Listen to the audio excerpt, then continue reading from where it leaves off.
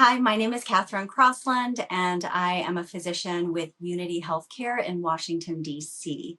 Unity Healthcare was originally founded in 1985 as D.C.'s Healthcare for the Homeless project. We were one of the nation's first Healthcare for the Homeless programs.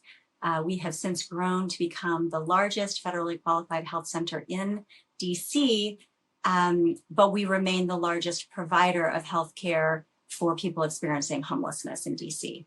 So one of the things that's really been concerning for me over the past 15 years caring for people experiencing homelessness is that I am seeing more and more an older population. There are people who are aging while homeless, and then there are other people who are coming into homelessness for the first time as older adults. And we see a whole host of medical conditions such as end-stage lung disease, advanced asthma, and chronic obstructive pulmonary disease, or COPD, or emphysema. We see end-stage renal disease, which is often a result of long-standing uncontrolled high blood pressure or diabetes. We have patients who are on dialysis 3 times a week. We have a number of patients who have cancer and who are undergoing chemotherapy, sometimes from the discomfort of a hotel shelter bed, and in some cases, people who are unsheltered. So we're really seeing the whole spectrum of medical conditions that affect people as they age, but in really socially vulnerable and medically fragmented settings. Medical respite is an entity unique to homeless medicine. It is a place where someone experiencing homelessness who is too sick to be on the street or in a shelter, but not sick enough to be in the hospital, can go to get the appropriate level of medical care. So people can come into medical respite from the hospital, but they can also come from the street or the shelter. When they are discharged from the hospital, it results in shorter hospital length of stays because people can be discharged more safely to an appropriate environment. And so the hospital doesn't have to hold on to that person for fear of discharging them to the street or the shelter.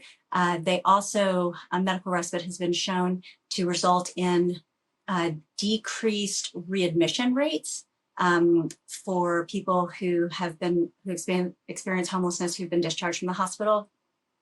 But importantly, medical respite also can avoid hospitalizations altogether, because I, as a street medicine doctor or a doctor seeing a patient in a shelter-based clinic or a clinic based in a day center or meal program, can refer somebody to medical respite who doesn't quite meet the level of needing hospital admission, but who needs a higher level of care. So somebody who maybe has wounds that need chronic daily dressing changes from a nurse, or somebody who just has really poorly controlled diabetes or HIV or AIDS and needs to get reconnected to care.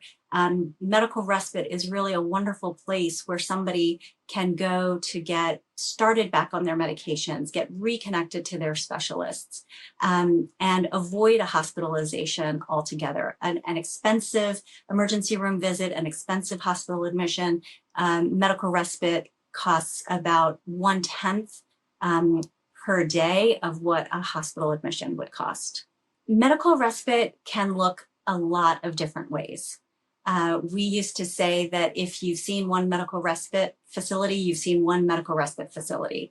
The National Institute for Medical Respite, that is part of the National Healthcare for the Homeless Council, I think is doing a wonderful job of trying to better define what characterizes medical respite, and maybe even to have licensing to go along with it so that people are achieving the appropriate standards of care.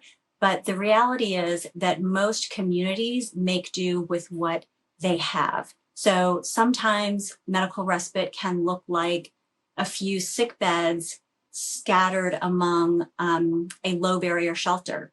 In Washington, D.C., we actually have a number of different models of medical respite. starting with what we think of as the gold standard. Christ House has been around since 1985. It's one of the first medical respite facilities in the country. And we have 33 beds for men. And it almost looks like a little mini hospital. There's the medical floor on the second floor. It's very clean and warm and friendly.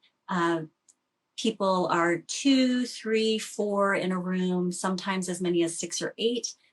There's a robust nursing staff who can help administer medications, do dressing changes, et cetera, get people to and from their specialty appointments.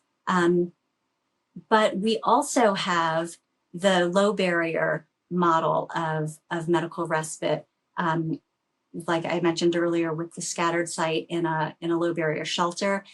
We also have partnered with a medical insurance company, AmeriHealth, who wanted to create medical respite as a way of studying both improved health outcomes, but also possible reductions in length of stay and health dollar savings, right?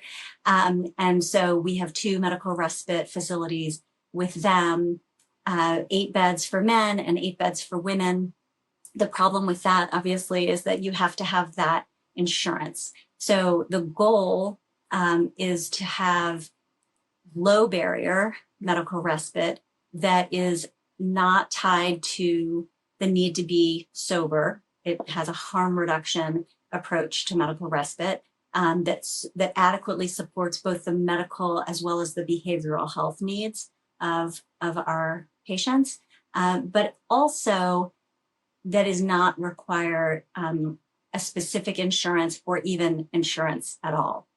So that's sort of the ideal medical respite, in my opinion.